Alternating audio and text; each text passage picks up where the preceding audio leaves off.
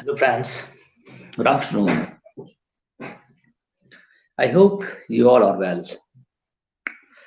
So, today, the topic that I selected, as you know, the Indian Prime Minister is in Gulf nations, a official visit in UAE, where he inaugurated uh, temple, BAPS temple there. Everybody knows that, and he afterwards, in second leg of his journey, went to Qatar as well. As you all are know that if you are connected with me, that India and Qatar relationship is very growing through strength and strength to strength. And very recently, the Qatar released Indian Navy personals, retired personals they were, and espionage case was that, but the judicial process bent. They were punished, uh, convicted for life imprisonment, even though they were declared uh, very highly offensive. Uh, the case was, everybody knows that here and there is news available. But my point of focus is not today to tell you about the news, but the relationship that is India and Gulf nations.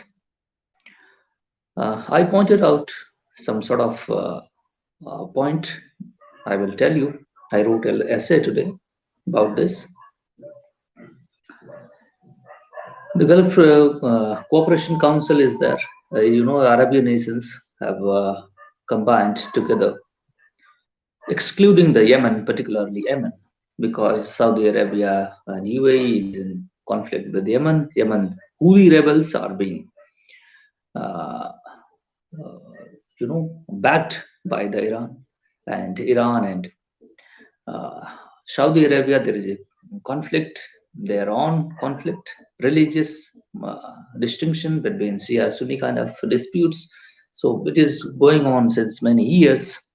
That's why there was a conflict, and some were working proxies, something different kind of development going on in the peninsula. But GCC countries, uh, the six countries, they you know cooperating together, and with all these countries, I mean, if you look at this particular peninsula, there is a small, many countries, small countries, Kuwait and Qatar, kind of UAE, seven provinces, very small country. But Saudi Arabia is particularly a huge landmass in the Arabian Peninsula. So the relationship with Saudi Arabia is, very high in grade, and UAE and Qatar is Kuwait. Every country is this particular Oman head of a state, even though people called him the king, visited India in after G20, not G20. So we are discussing about with Oman a strategic cooperation, and the FTA agreements is also will be with Oman very recently. So negotiations and discussions is going on about that with the Indian government. But my point of focus, the first is the Gulf nations need partners. I don't look at India's point of view. I look at their point of view. They need also partner, like India. India is a democratic nation, pluralistic society, is multicultural, diverse, but economic potential that India have. You know, India has future as well. India has future. It is not looking any war with anybody. Pakistan is not able to do this also. This China has only uh, not they will go full-fledged war. So this region is very stable and democratically the government is there, and economic wealth. The economic potential is there. India has a lot of potential. In the form of engineers and doctors. Uh, Different entrepreneurial third rank we have in the world, and the entrepreneurship, innovations. Many institutions, even Indian Institute of, I think Delhi or Madras. Uh, I think Delhi is opening up its branch, or Mumbai, I think, opening up a branch in UAE as well. So technologically advanced India and growing up and up. Uh, the India has a lot of potential of manpower and workers, professionals. So it has a economic potential, and a stable country as well. So India can be protected. So predictability of India is and economic potential. They have lot of wealth. They can invest. They can also translates into their economic development. So the economic integration with India, they look at it a, in a positive uh, scenario. So that's the very nice thing. My point is, Gulf nations needs partner like India, a democratic, pluralistic, and economic potential India has, and as well as look India's. They look India positively as India going up in this. India is growing up the political clout as well. So economic strength India have, and India is a global power. Uh, a middle-sized power, but global power have a lot of potential in a multipolar world. India is growing and bridging up the two blocks, that is in China and Russia-led bloc and United States-led bloc, and these are the rest countries, which is uh, global south. India is leading global south, and they also global south summit India conducted in January 23rd, I think.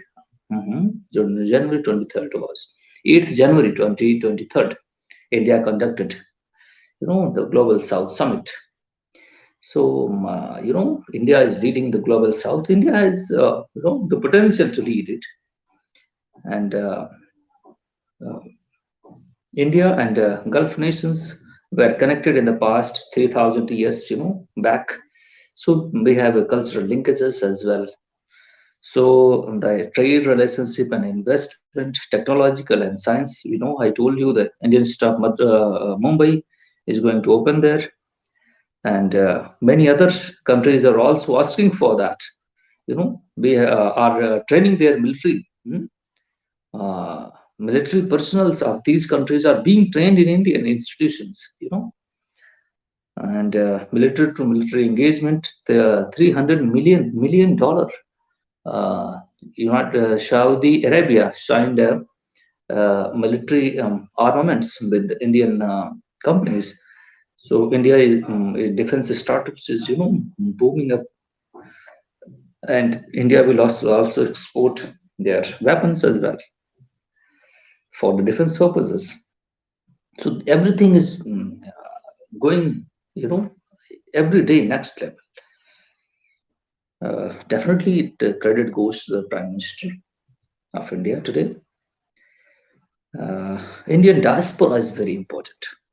Indian diaspora, in millions living here and contributing into their economy. Many professionals living there, and IT professional particularly. And one important thing, the arch rival is Pakistan. The Pakistan's agenda, they called religio-political agenda, the Muslim Ummah, is on back burner. Kashmir issue is gone, and the vice as well. And India dealing with very delicately with double C nations, and pushing Pakistan's interest away, with GCC nations, and replacing the vacuum. Very important thing. Pakistan is going far away and will one day sink into the mud with no rescuer And these nations have taken rational path. Very important thing is that GCC nations, these nations are, taking a rational path. They are, they have changed their, mindset. They are not looking the world through the religious lens. You know, that's why the change is taking place. Otherwise, it would not have, you know, that kind of relationship with India. Without changing in their minds of makeup, it would not have possible, you know, to build up such a relationship. So, they are looking uh, their interest and pursuing it rationally. So that's a very nice thing. And global political landscape is changing. Very important thing. Global political landscape is changing fastly as a multipolar world emerging. Russia, China, and US-led system, the crippling NATO system. I will tell you also that who will fund it. The Mr. Donald Trump, the former president of America, Mr. Donald Trump, is also advocating that in their, election. There's going to be election campaign is saying that um, I will not fund the NATO, and those countries is being protected by the, that means he is pointing out the Europe countries. You have to proportionally, boost your budget to, match the contribution of United States. Then the United States will fund it. Otherwise, they will withdraw from, so it would be very dangerous for these European countries if uh, the United States withdrew from, funding prospects.